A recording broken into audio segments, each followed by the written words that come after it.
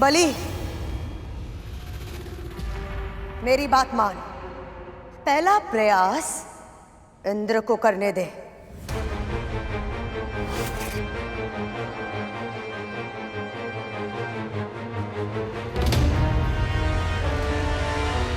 जो आज्ञा मां। जाइए देवराज, अश्व आपकी प्रतीक्षा कर रहा है।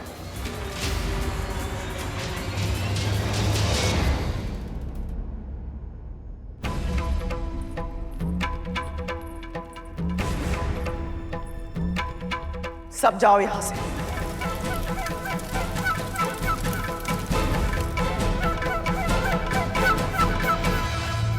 तख्तु धूमल, पूरा रसोई घर स्वच्छ करो।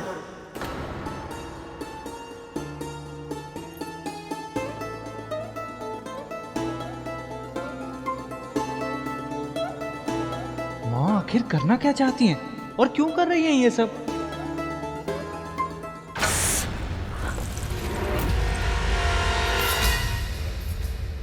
माँ ये क्या कर रही हैं आप? दासियों ने बताया कि आपने उन्हें बाहर जाने के लिए कहा।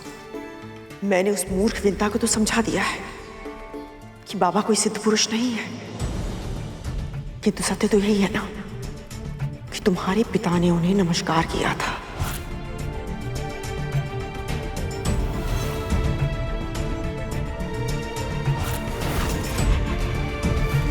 इसका तो एक ही अर्थ निकलता है कि वो कोई साधारण पुरुष भी नहीं है।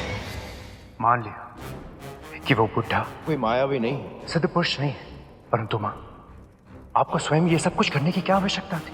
आवश्यकता है तक्षक, आवश्यकता है। इतने दिनों तक उस विंता ने बाबा की सेवा करके न जाने कितना पुण्य अर्जित कर लिया होगा। अब मुझे उसकी सेवा करके विंता से अधिक पुण्य अर्जित करना होगा ताकि सारा आशीर्वाद मुझे मिले, उस दासी को नहीं। यदि फिर भी आशीर्वाद नहीं मिला तो?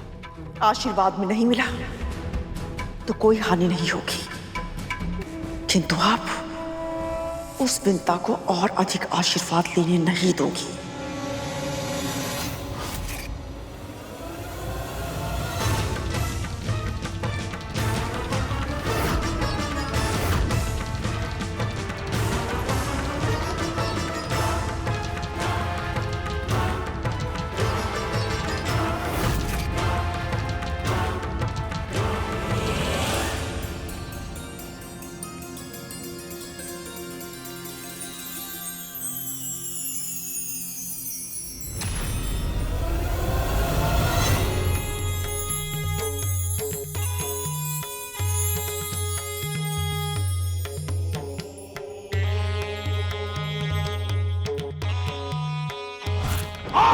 तू और तेरे सभी देवता श्रीहीन हो जाएंगे। तेरा ऐश्वर्य भूमि में मिल जाएगा। हम तो तुझे यहाँ आशीर्वाद देने आए थे, किंतु अब हम तुझे श्राप देंगे। श्राप!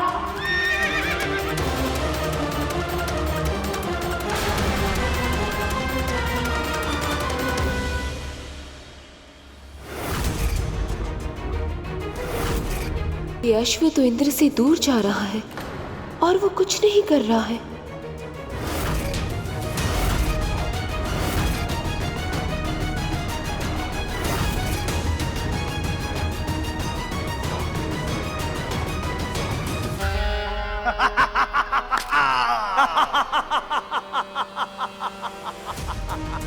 कहा था ना, असंभव है तुम्हारे लिए।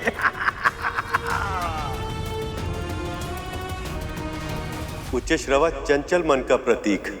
देवराज का मन उसे देखकर अतीत में भटक गए और इसीलिए वह उसे पकड़ नहीं पाए।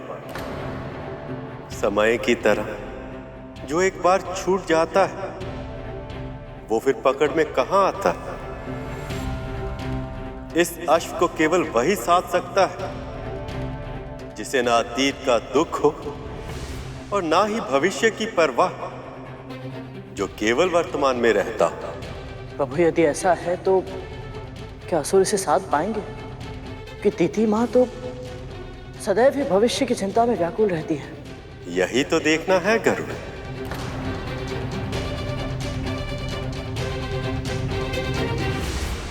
देवराजेंद्र।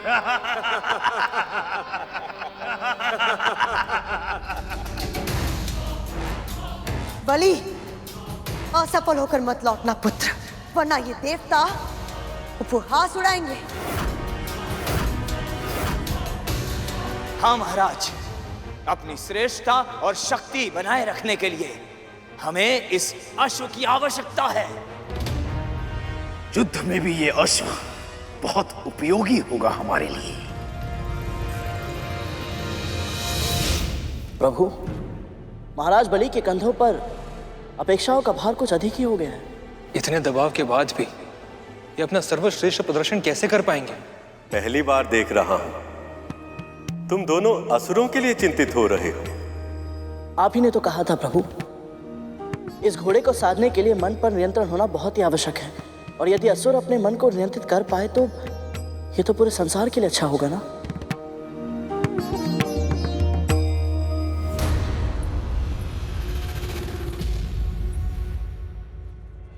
महारानी, आप और ये सब यहाँ क्या हो रहा है? यहाँ जा यहाँ से। क्या हुआ महारानी, आप ऐसा क्यों कह रही हैं?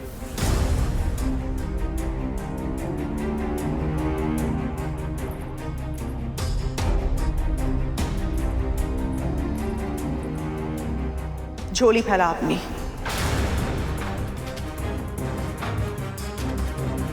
अपनी झोली फैला।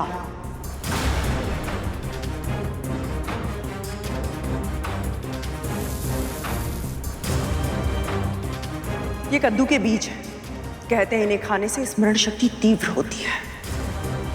समझाया था ना कि अब तू बाबा का कोई भी कार्य नहीं करेगी। इतनी शीघ्र भूल गई तू?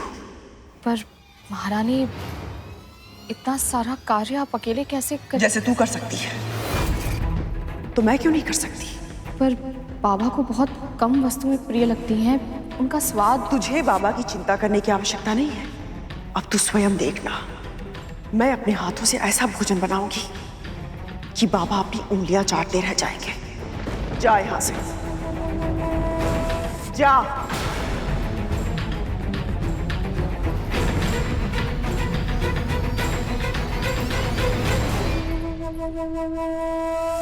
दासी माँ, माँ को क्या हुआ है? ये रसोई में क्या कर रही है? मैं भी नहीं जानती।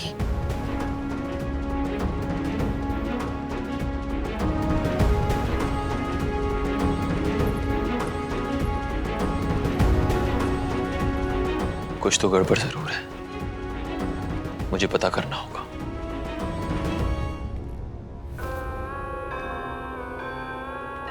नारायण नारायण। आपने अभी ये क्यों बोला मुनिवर? मेरे मन में तो ये जाप सदैव चलता रहता है असुरराज। मन में यदि इष्ट का नाम हो तो सभी कार्य अपने आप संपन्न हो जाते हैं।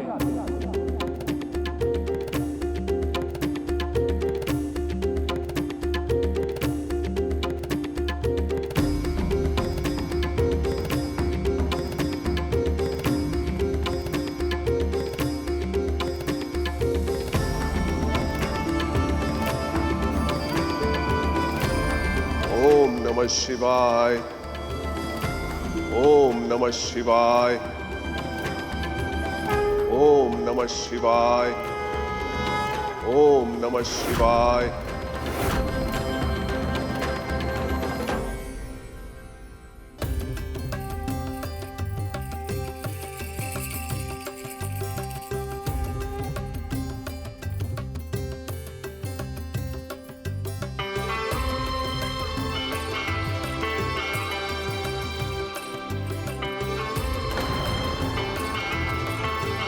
अत्यंत सुंदर महाराज बलि, अत्यंत सुंदर।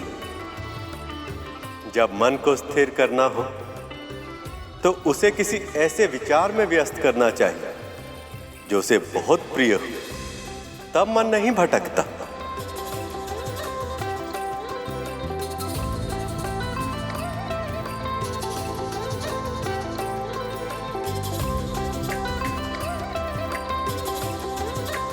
स्वर्गाधिपति महाराज बलि की जय! स्वर्गाधिपति महाराज बलि की जय! स्वर्गाधिपति महाराज बलि की जय!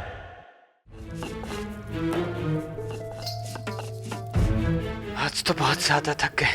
हाँ तक तू फिर भी यह कार्य खत्म होने का नाम ही नहीं ले रहा है। मुझे नहीं पता था भोजन बनाने में इतना श्रम लगता है। पर मैं ये सोच रहा हूँ तख्तू कि विमाता विंता हम सबको इतना कार्य करते हुए देख के कितनी प्रसन्न हो रही होंगी, है ना?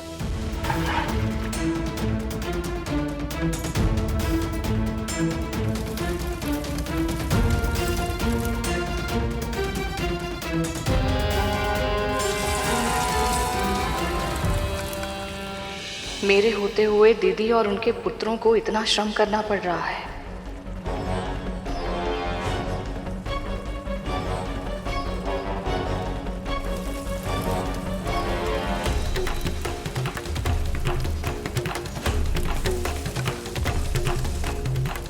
बाबा को इतने तेल और मसाले वाला, इतनी मिर्च वाला भोजन देंगे तो उनका स्वास्थ्य बिगड़ जाएगा।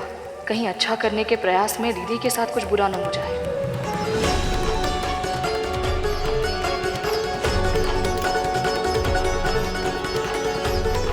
महारानी, ये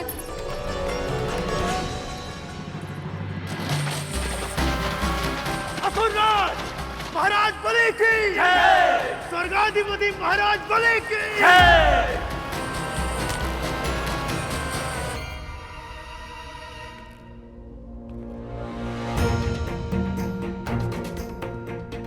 गरुड़ और उसकी मां के प्रति मुझसे अपराध तो हुआ है।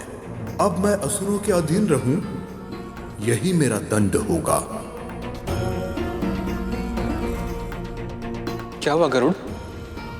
तुम्हारी आंखों में आंसू क्यों? पता नहीं भैया, मुझे आभास ही नहीं हुआ कि कब इस बात की पीड़ा मेरे मन में बैठ गई कि इस दिव्य घोड़े के होते हुए भी मेरी मां के साथ इतना अनुचित हुआ।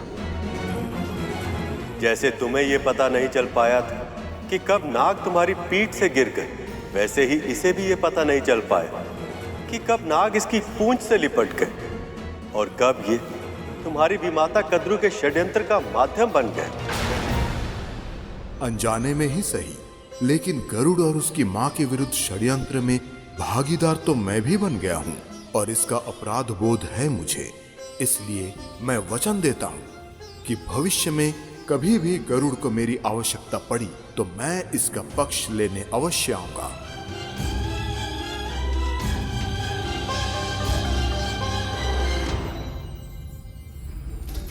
महारानी, रुक जाइए महारानी, मेरी बात सुन लीजिए महारानी। सीमा, आप मां का आदेश क्यों नहीं मान रही? जब मां ने आपको स्वयं से दूर रहने के लिए कहा है तो उनकी छाया बनने का प्रयास क्यों कर रही हो? क्योंकि मैं अपनी दीदी को कष्टों से घिरते हुए नहीं देख सकती। मां कष्टों में क्यों घिरेगी? क्या उल्टा सीधा बोल रही हैं आप? दीदी ने बहुत तीखा भोजन बनाया है जो बाबा के स्वास्थ्य के लिए हानिकारक है। यदि वो क्रोधित हो गए तो। क्रोधित हो गए तो कहीं ये दिव्य बाबा मां को आशीर्वाद देने की जगह श्राप न देते।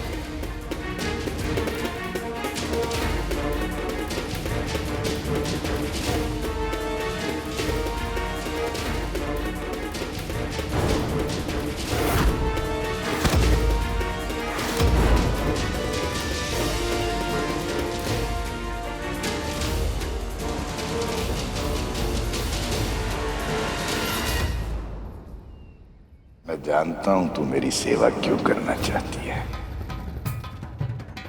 पर मैं तुझे तेरे उद्देश्य में कभी सफल नहीं होने दूंगा।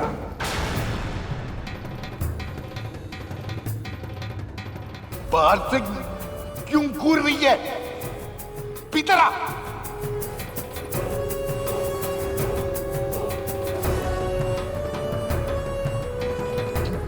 कौन है तू?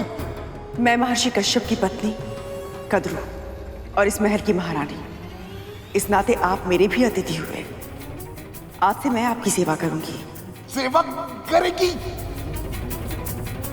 कर सेवा, किंतु पहले मेरे हाथ धुलवा।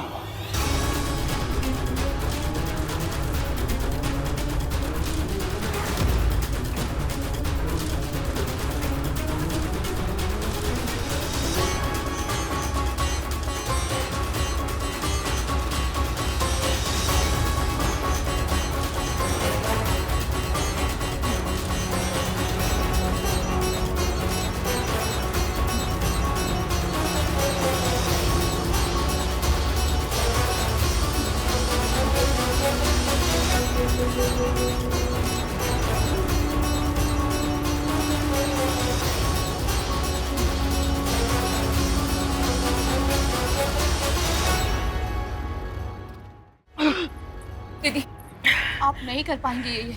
मैं हूं ना, आप मुझे करने दीजिए ये सब। रहने दे। जा, मुंह पे बांधने के लिए कुछ लाके दे।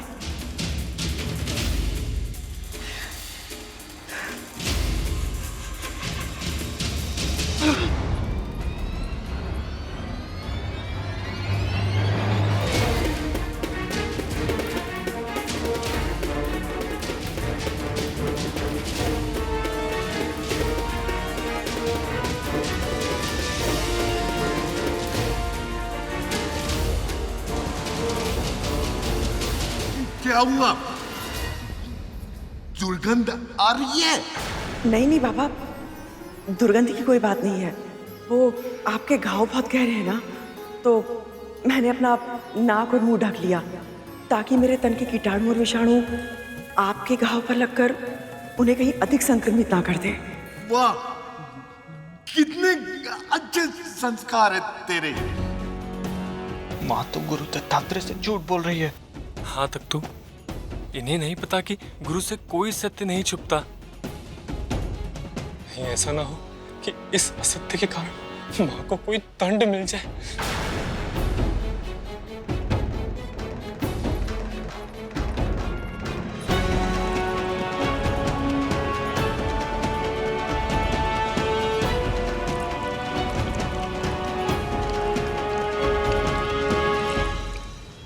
अभी तो आरंभ है, अब धीरे धीरे तुम्हें भी उसी अशांति का अनुभव होगा जो गरुड़ को होता था जब वो तुम सबको अपनी मां पर अत्याचार करते हुए देखता था। हे नारायण, बाबा को क्षमता दीजिए कि वो किसी तरह ये भोजन कर पाए, वो भूखे ना रहे।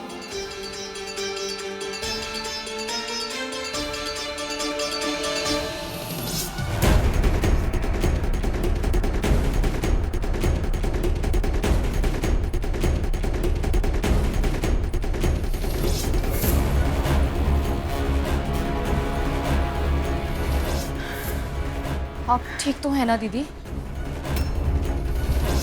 जिस बहन ने इसके साथ इतना बुरा व्यवहार किया है, उसे इस दशा में देखकर भी इसके मन में दया ही उपज रही है। इस करुणा का, इस सात्विक सच्चे व्यवहार का पुरस्कार विंता को अवश्य मिलेगा।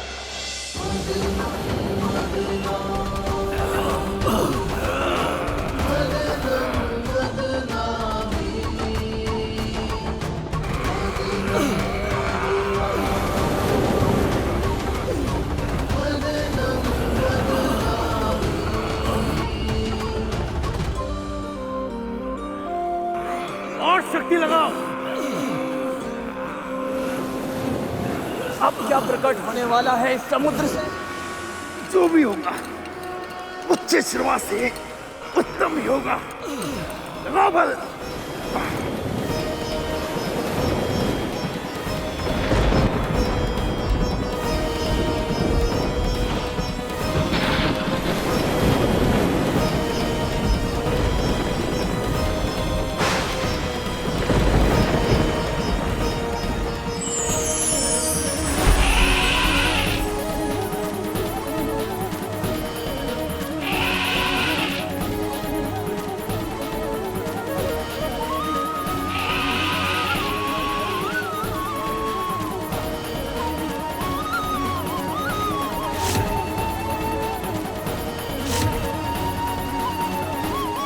ऐरावत ही हैं जिन्होंने इंद्र के साथ मिलकर ऋषि दुर्वासा का अपमान किया था, जिसके कारण सभी देवताओं को श्रीहीन होना पड़ा था। कहीं ऐसा ना हो कि इनके आगमन पर मेरा और श्री लक्ष्मी का मिलन कुछ और समय के लिए टल जाए।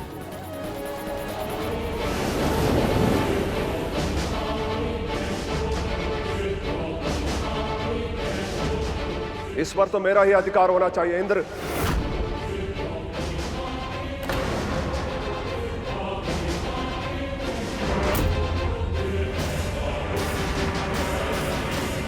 देवराज, कहाँ गए देवराज? अभी तो यहीं थे।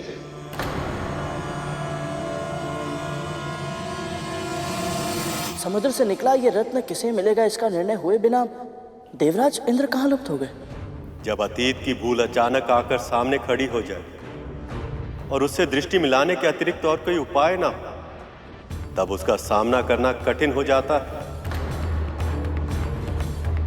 ये वही हाथी जिसने देवराज इंद्र के साथ मिलकर महर्षि दुर्वासा का अपमान किया था।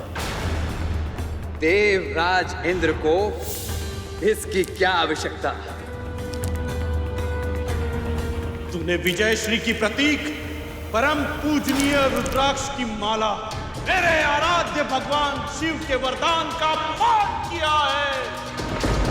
आज से तू और तेरे सभी देवता श्रीहीन हो जाएंगे।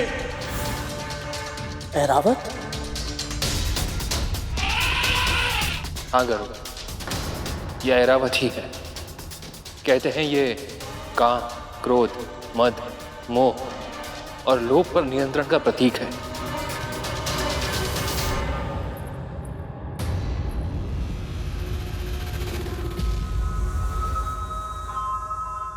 सारा भोजन एक साथ खिलाएगी क्या? पहले चखूं तो सही, कैसा भोजन बनाया तूने?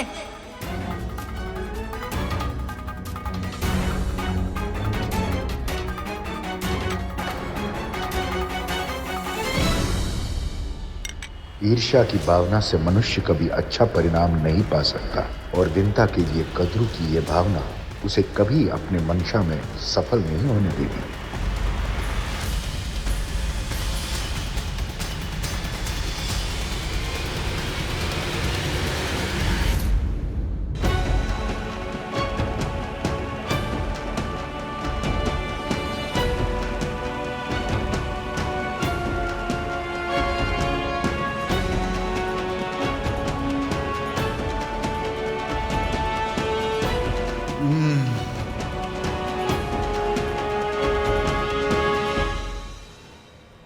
स्वादिष्ट, अति स्वादिष्ट।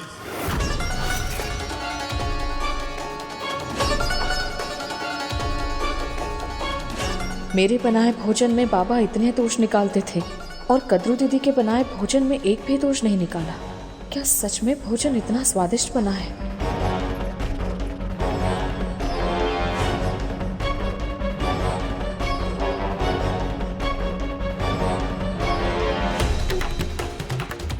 जब मेरी ये दशा है तो बाबा की क्या होगी?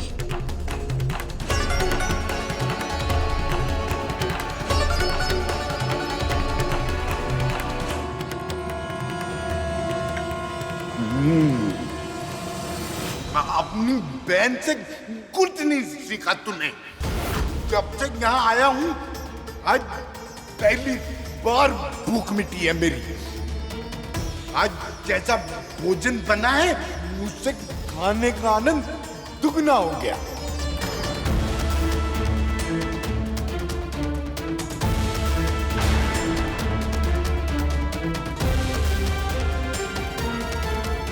प्रतिदिन ऐसा ही भोजन बनाना। हाँ? प्रतिदिन? अवश्य बाबा, मैं प्रतिदिन अपने हाथों से बनाकर आपको खिलाऊंगी।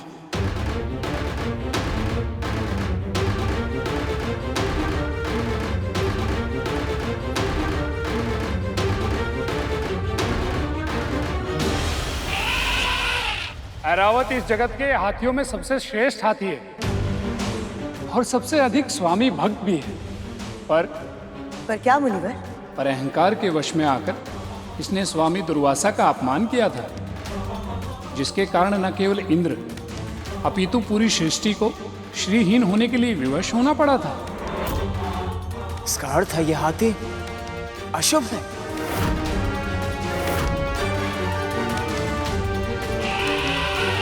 हम असुरों के लिए शुभ, हमारा फल होता है राहु। केवल कायरता होती है हमारे लिए अशुभ। नहीं बनी, राहु सही कह रहा है। यदि इस हाथी में कोई समस्या नहीं तो इंद्र इसे छोड़कर क्यों भाग गया? अवश्य ये साक्षात दुर्भाग्य का रूप है ये हाथी। वाह, सौभाग्य दुर्भाग्य जैसी बातें मैं नहीं मानता। मैं मानती हूं बलि।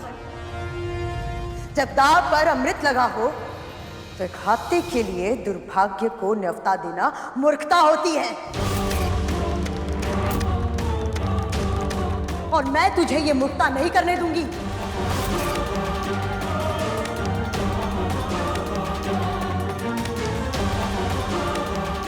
आज्ञा मां, ऐरावत पर देवताओं का यह अधिकार होगा।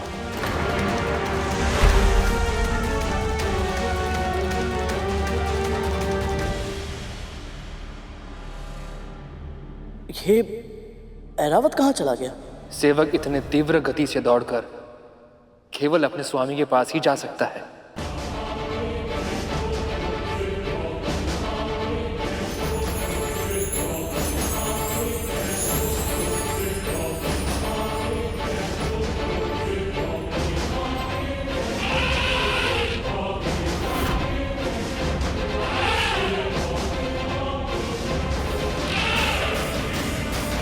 इन सब का कोई अर्थ नहीं। अब जो होना था वो हो चुका।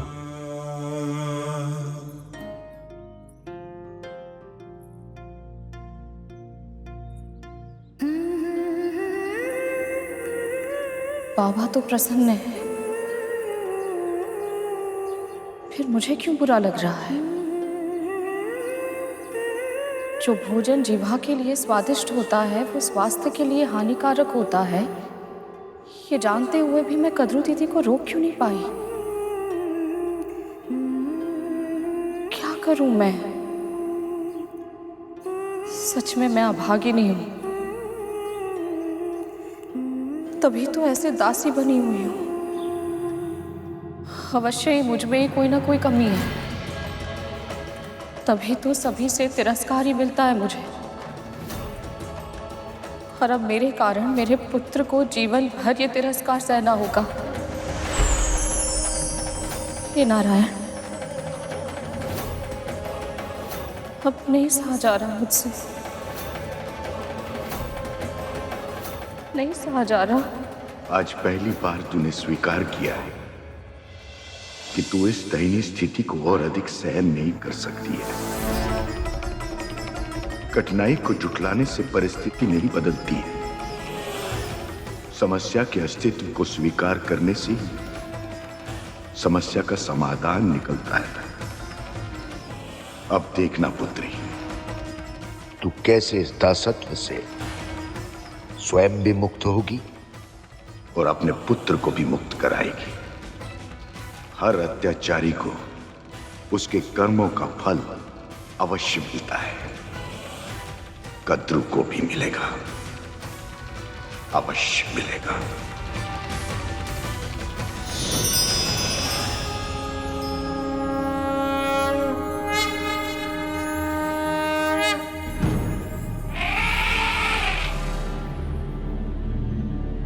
ये क्या कर रहा है रावत? क्षमा मांग रहा है। अहंकार में आकर इसने महर्षि दुर्वासा की दी हुई माला फेंक दी थी। अपनी इसी भूल पर पश्चाताप व्यक्त कर रहा है। परंतु भैया, ऐरावत में अहंकार तो स्वयं देवराज के कारण ही था ना। वो कहते हैं ना, यथा स्वामी तथा सेवक। स्वामी का ही स्वभाव सेवक में प्रतिबिंबित होता है। सत्य कहा गरुड़। और अब ये बात देवराज इंद्र भी समझ चुके हैं।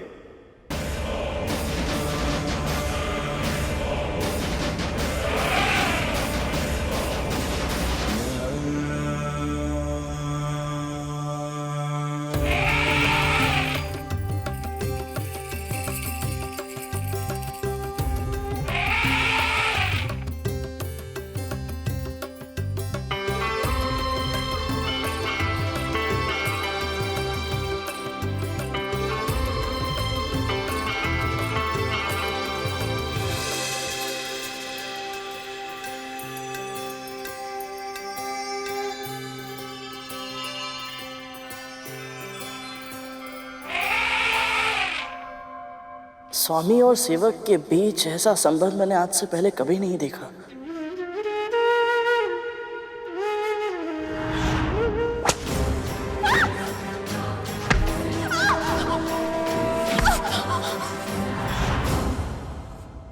महारानी तो मेरी मां के साथ।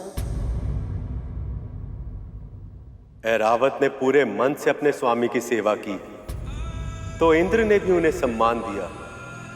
दोनों पक्षों के मर्यादित आचरण के बिना संबंध का ऐसा सूत्र स्थापित हो पाना संभव ही नहीं है। पर देवी विंता अपनी स्वामिनी देवी कद्रू के लिए कोई साधारण दासी नहीं है गरुड़।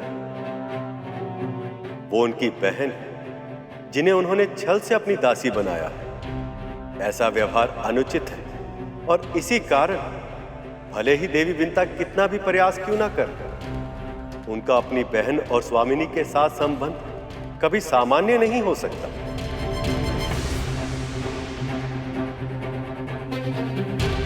ऐरावत का अपने स्वामी के साथ संबंध सच में अद्भुत है। बस एक ही इच्छा है मेरी, किसी तरह मैं भी अपने प्रभु का ऐसा ही सेवक बन पाऊं।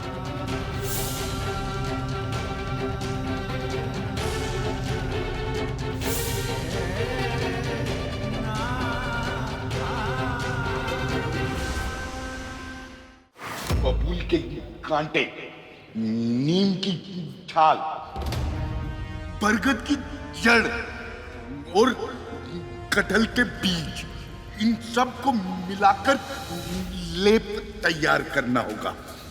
सारी की सारी सामग्री कटीली है। इनका लेप बनाया तो मुझे स्वयं ही लेप की आवश्यकता पड़ जाएगी। तुझसे संभव हो पाएगा ना? नहीं तो विंता कर लेगी।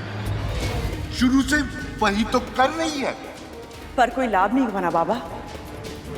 आप चिंता मत कीजिए, मैं स्वयं अपने हाथों से लेप बनाऊंगी आपके लिए। फिर देखिएगा, आपके घाव शीघ्र ही ठीक हो जाएंगे। औषधि से अधिक प्रभाव डालती है सेवा, और तेरा सेवा भाव तो सबसे अलग है। विंता तो केवल एक दासी की तरह अपने कर्तव्य का निर्वाह करती है, किंतु तू। मैं मन से करती हूँ बाबा, अन्यथा मुझे क्या आवश्यकता है कि इतने सेवक सेविकाओं के होते हुए भी मैं स्वयं आपकी सेवा करूं? सही कह रही है तू।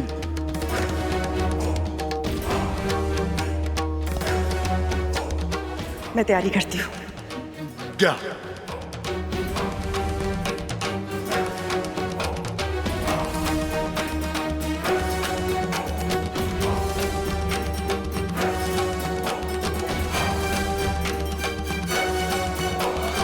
आज तक न जाने कितनी बार भला बुरा सुना है, पर मेरे मन पर उनका कोई प्रभाव नहीं पड़ा। कभी मेरा मन दुखी नहीं हुआ। पर जब बाबा के मुंह से ये सब सुनती हूँ तो न जाने इतनी टीस क्यों उठती है मेरे हृदय में। क्यों ऐसा लगता है जैसे बाबा नहीं, मेरे भगवान ही मुझसे रूठ गए हैं।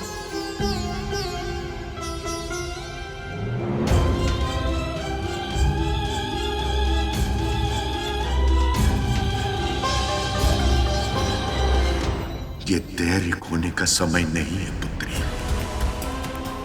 विश्वास रख,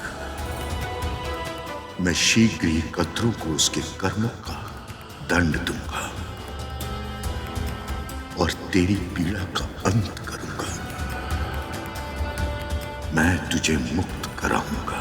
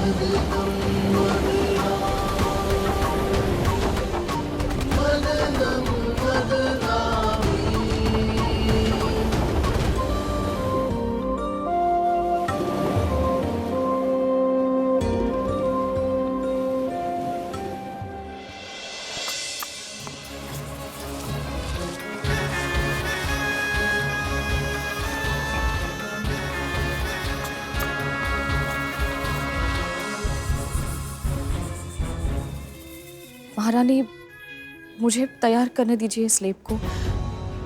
मुझे कोई श्रेय नहीं चाहिए, मैं बस इस लेप को तैयार कर दूंगी, फिर आप ही ले जाइएगा और आप ही लगा दीजिएगा। ठीक है, तेरी यही इच्छा है तो तू ही बना ले।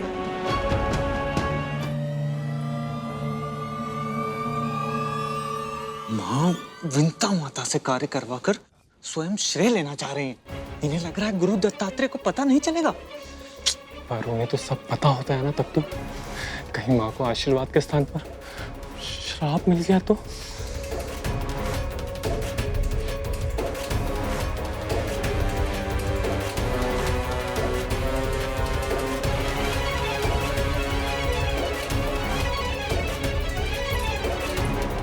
दीजिए महारानी।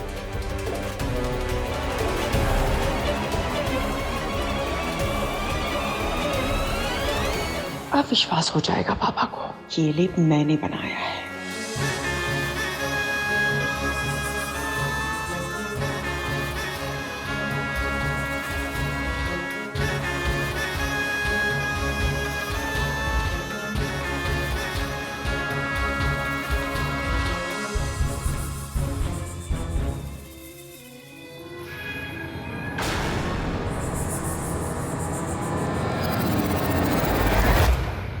बहुत सहज अभिनय करती है और साक्ष्य भी अपने वस्त्रों पर लगाकर लाई है ताकि मैं इसके छल को पकड़ न पाऊं। ले आई ले, चल लगा।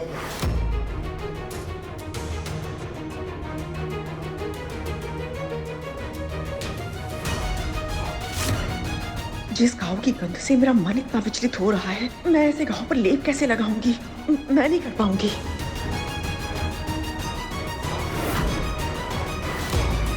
दीदी ने लेप ऐसे लगाया तो बाबा क्रोधित होकर लेप ही फेंक देंगे, और यदि ऐसा हो गया तो उनकी औषधि व्यर्थ हो जाएगी।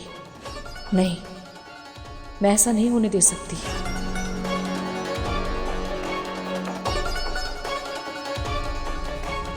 इधर उधर क्या देख रही है? चल लगा।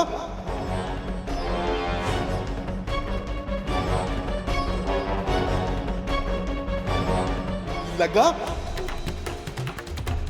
जी बाबा, आप लेप लगाने से आपको जलन होगी, आप अपनी आंखें बंद कर लीजिए। कितना उचित विचार है, कितनी बुद्धिमान है तू। लगा।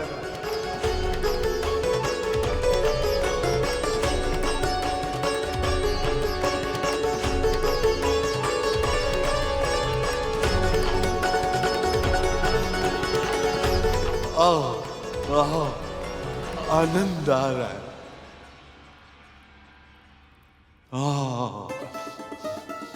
सचमुच तेरे हाथों में चमत्कार है। यदि तूने पहले दिन से ये लेप लगाया होता तो अब तक इसका प्रभाव भी दिखाई दे रहा होता।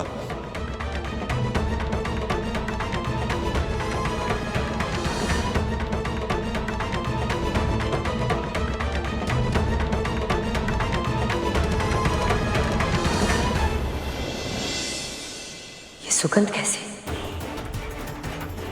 अब क्या प्रकट होने वाला है?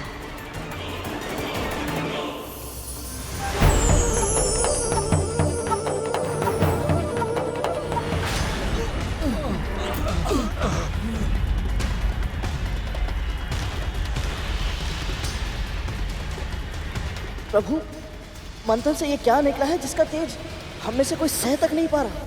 कौस्तुभ मणि है ये। अंतहीन, अपराजित, शुद्ध प्रकाश की अभिव्यक्ति के रूप में परम चेतना का प्रतीक है ये। इसलिए इसकी शक्ति को सह पाना सबके लिए संभव नहीं है। तो फिर प्रभु हम क्या करें इसका? कौन धारण कर पाएगा इसे?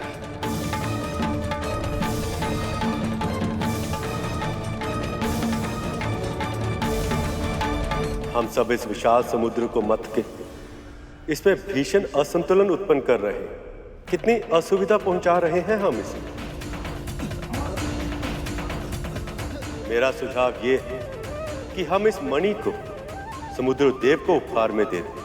अब तक ये मणि समुद्र के तल में विराजमान, किंतु अब समुद्र देव इसे पूरे अधिकार से ग्रहण कर पाएगा। उचित सुझाव है। उचित सुझाव है। हे समुद्र देव, मैं नारद प्रभु विष्णु सभी देवताओं और दानवों के प्रतिनिधि के रूप में आपसे आह्वान करता हूँ, कृपया आप दर्शन दें।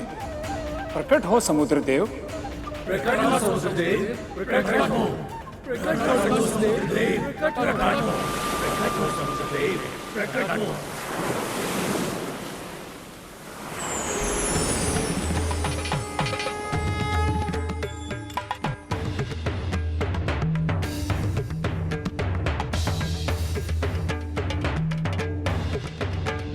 हे समुद्र देव, कृपया इस मणि को ग्रहण करें और हम सबको कृतार्थ करें।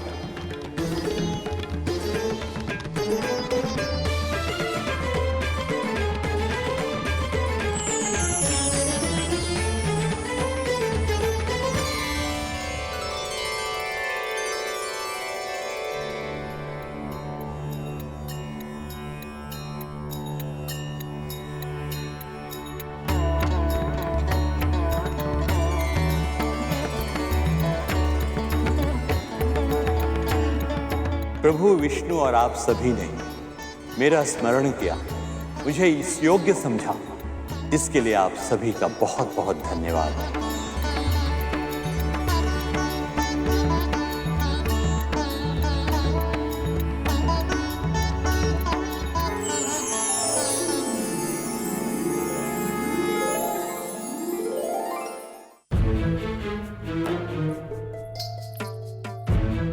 हो गया बाबा।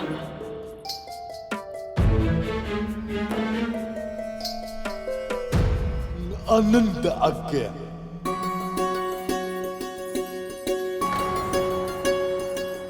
मुझे विश्वास है तेरे इस लेप से मैं शीघ्र स्वस्थ हो जाऊंगा।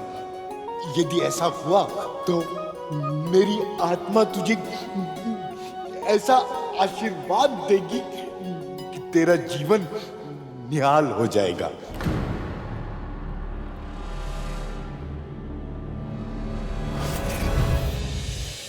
हम बाबा के साथ कितना अनुचित व्यवहार कर रहे हैं। उन्हें तो ज्ञात ही नहीं है कि लेप कद्रू दीदी ने नहीं, मैंने लगाया है। ये कैसे संभव है धूमल? गुरु दत्तात्रेय को सत्य पता नहीं लगा? या फिर वो भी कहीं माँ की चाल के उत्तर में कोई खेल खेल रहे हैं। यदि ऐसा हुआ तो माँ बहुत बड़ी समस्या में फंसने वाली है। तक तू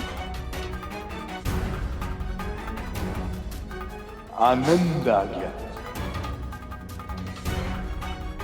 समय आने पर तुम्हें अपने कर्मों का फल दूंगा कद्रू। बस देखना ये है कि मेरा आशीर्वाद पाने के लिए तुम कितनी सीमाएं लांघ सकती हो।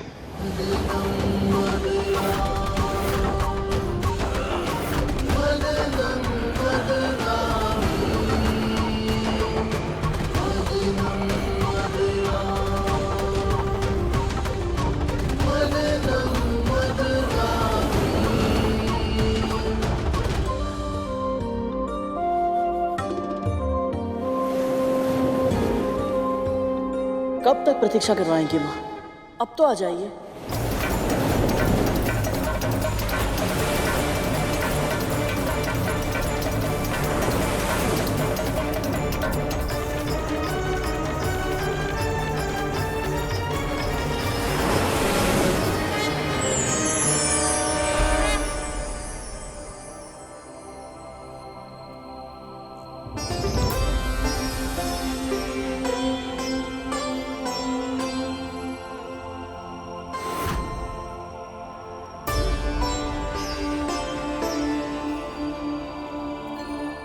कल्प वृक्ष? वाह गुरु, वृक्ष राज को पहचान लिया तुमने? श्रेय मेरा नहीं है भैया, श्रेय माँ का है। माँ ने मुझे 7 लोगों के बारे में बताते समय इनके बारे में भी बताया था। परंतु सत्य तो ये है कि जितना मैंने सोचा था उससे कहीं अधिक सुंदर है ये। क्या बताया था तुम्हारी माँ ने? प्रभु यही कि मन में कोई भी इच्छा क्यों ना हो, यदि इनसे मांगते हैं तो वो इच्छा अवश्य पूर्ण होती है। सत्य ही कहा था उन्होंने। पर कल्प वृक्ष की महिमा केवल इच्छाएं पूरी करने तक सीमित नहीं है गरुड़। इसका महत्व तो इससे भी कहीं अधिक है। इस वृक्ष को तुम सबको देना संभव नहीं है वज्रांग। इस वृक्ष की हम देवताओं ने वर्षों तक सेवा की है। इस पर केवल हमारा अधिकार है। असंभव। स्वर्ग पर केवल हम असुरों का राज है अग्नि, और इस नाते स्वर्ग की प्रत्येक वस्तु पर केवल और केवल हमारा अधिकार है, इस कल्प वृक्ष पर भी। दुखद तो ये है कि जो इसके लिए झगड़ा कर रहे हैं वो ये जानते तक नहीं। बस वज्रांग, रुक जाइए आप लोग। जो सबकी इच्छाएं पूरी करते हैं उनके लिए झगड़ने से पहले आप दोनों पक्ष कल्पवृक्ष से तो पूछ लीजिए कि वो कहां रहना चाहते हैं।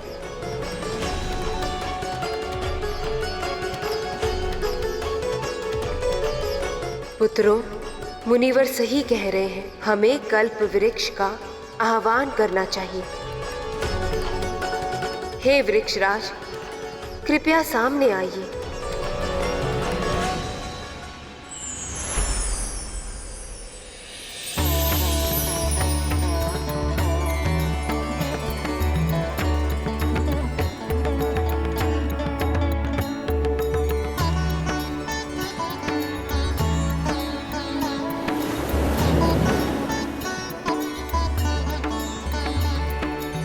दोनों पक्ष एक एक करके अपनी इच्छा प्रकट कीजिए। मैं किसी का भी चुनाव करूं, पर आप दोनों की इच्छाएं अवश्य पूरी करूंगा, और इसी क्रम में मैं निश्चित भी कर लूंगा कि मैं किसके साथ रहना चाहता हूं। वज्रांग, राहु, क्या सुझाव है तुम सबका? अग्नि, वायु, क्या मांगना चाहिए मुझे?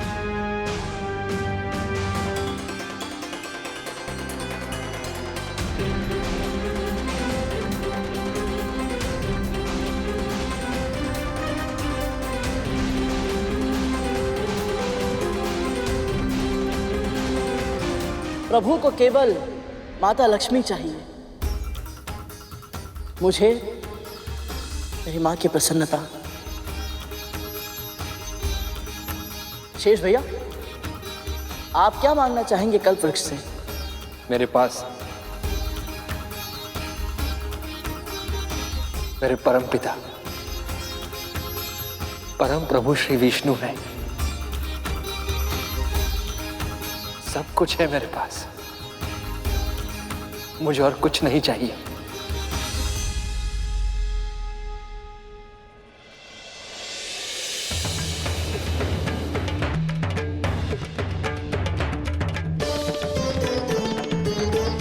बोलिए असुरराज, क्या इच्छा है आपकी? विशाल, विराट, अंतहीन सेना, इतनी अधिक जितनी इस पूरे संसार में और किसी के पास ना हो। तथास्तु।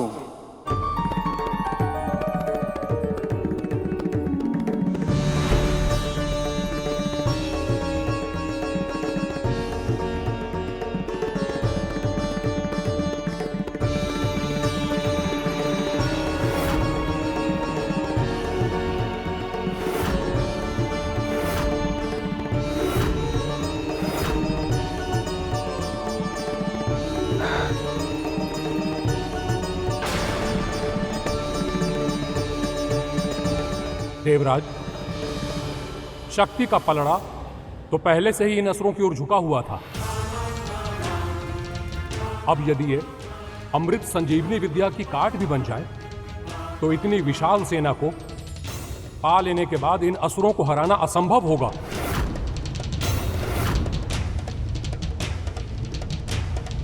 मेरा सुझाव है देवराज की कुछ ऐसा मांगिए जिसकी सहायता से इस असंख्य सेना को एक बार में ही मारा जा सके।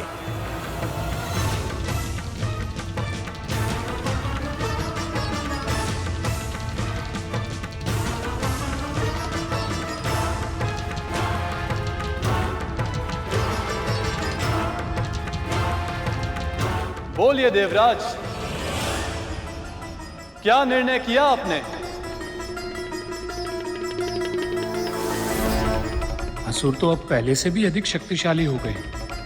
देवराज ऐसा क्या मांगेंगे जो इन्हें असुरों से भी अधिक शक्तिशाली बना सके? हे वृक्षराज, मुझे कुछ लेना नहीं, मुझे कुछ देना है आपको।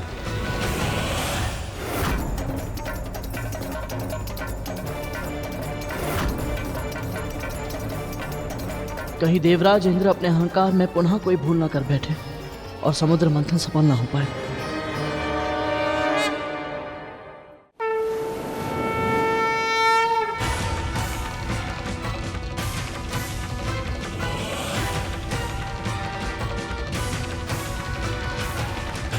मेरी इच्छा ये है कि मेरा अभिमान, मेरा अहंकार मुझसे दूर हो जाए वृक्षराज।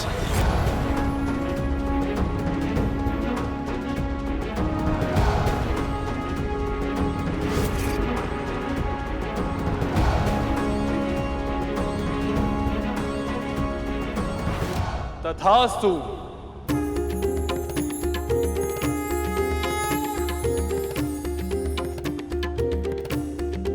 देवराज इंद्र ने भौतिक वस्तुएं ना मांगकर स्वयं के उत्थान के लिए अपने अभिमान का त्याग किया है, इसलिए मैं इन्हीं के साथ रहूंगा।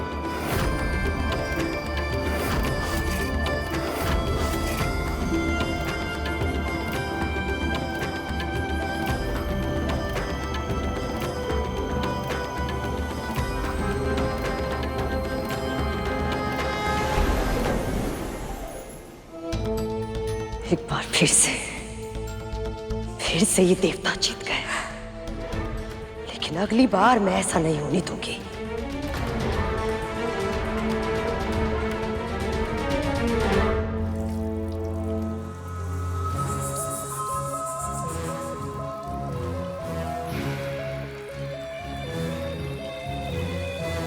और जल डालो, न जाने कैसी दुर्गंध आ रही है।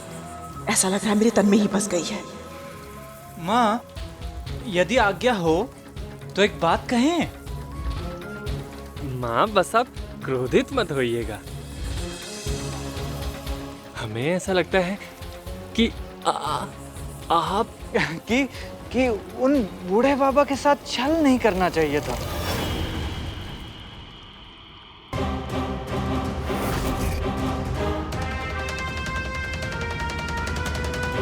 अब तुम दोनों मुझे बताओगे कि मुझे क्या करना चाहिए और क्या नहीं।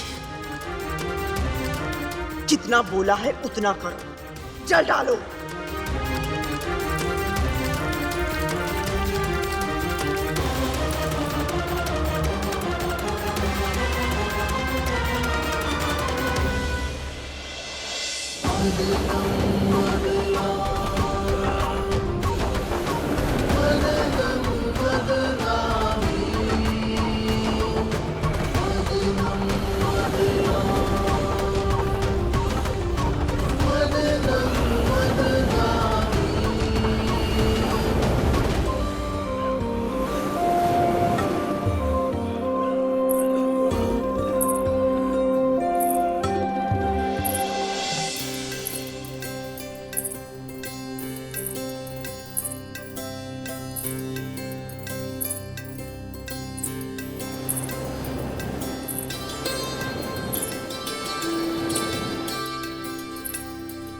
ये अद्भुत सुगंध और पायल की ध्वनि, ये माँ के अतिरिक्त और कौन हो सकती है?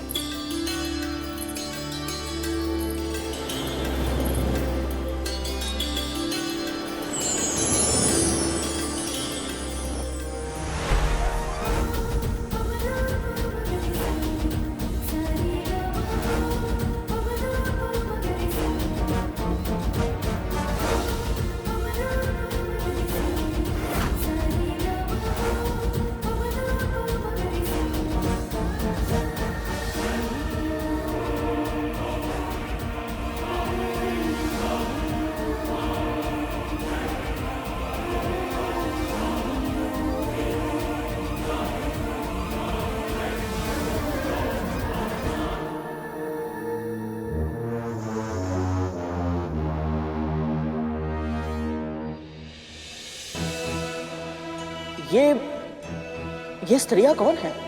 रंभा।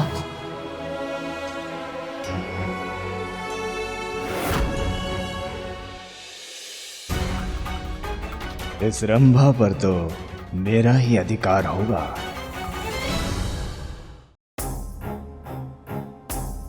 सुंदरी, तुम्हारा आकर्षण तो अधिक है सुंदरी।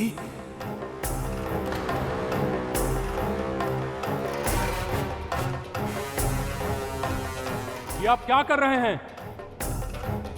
अप्सराओं को पाने का प्रयास कर रहे हैं। तुम्हारी बारी भी आएगी। इतने उतावले क्यों हो रहे हो? तिथि माँ। पुत्र,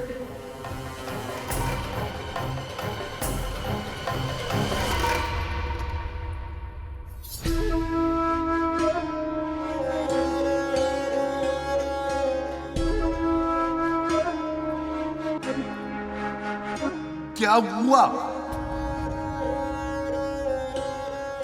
चिंतित क्यों है?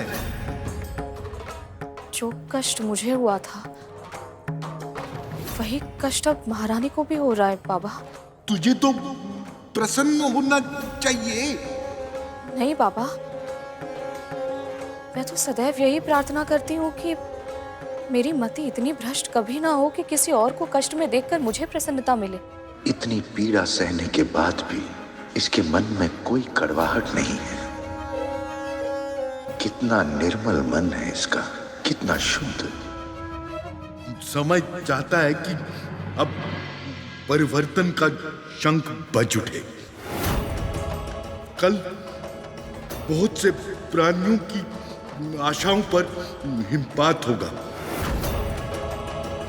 पर कुछ के जीवन के मरुस्थल में प्रसन्नता के फूल भी खिलेंगे। कल मुझसे भोर में मिलने आना विंता। कल कुछ ऐसा होगा जिसकी तूने कल्पना तक नहीं की होगी।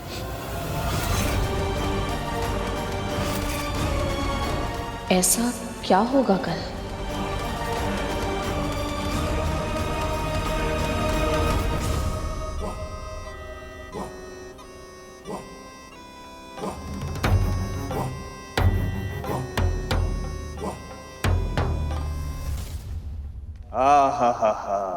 उत्तम, अति उत्तम। सुंदरी,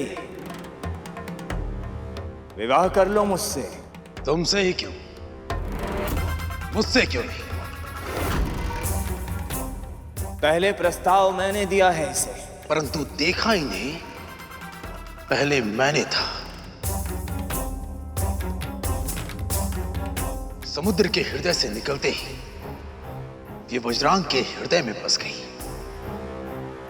प्रभु, स्त्रियों का तो सम्मान करना चाहिए। ये सब तो कितना अनुचित व्यवहार कर रहे हैं इन सबके साथ। ये अप्सराएं मन के भीतर छुपी कामना की प्रतीक हैं गरुड़। इसलिए जब तक उस कामना पर नियंत्रण नहीं होता तब तक ना तो ये विवाद सुलझेगा और ना ही देवी लक्ष्मी प्रकट होगी। विवाह तो केवल मेरा होगा। राहु, बड़ा मैं हूं, विवाह मैं ही करूंगा।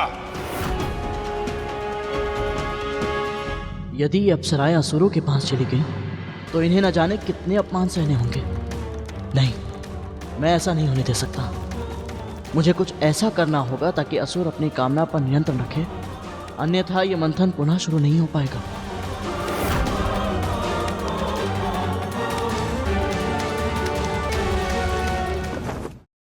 पक्षीराज गरुड़ के साहस भरे कारनामे देखने के लिए चैनल को सब्सक्राइब करें और साथ ही बेल आइकॉन दबाना न भूलें।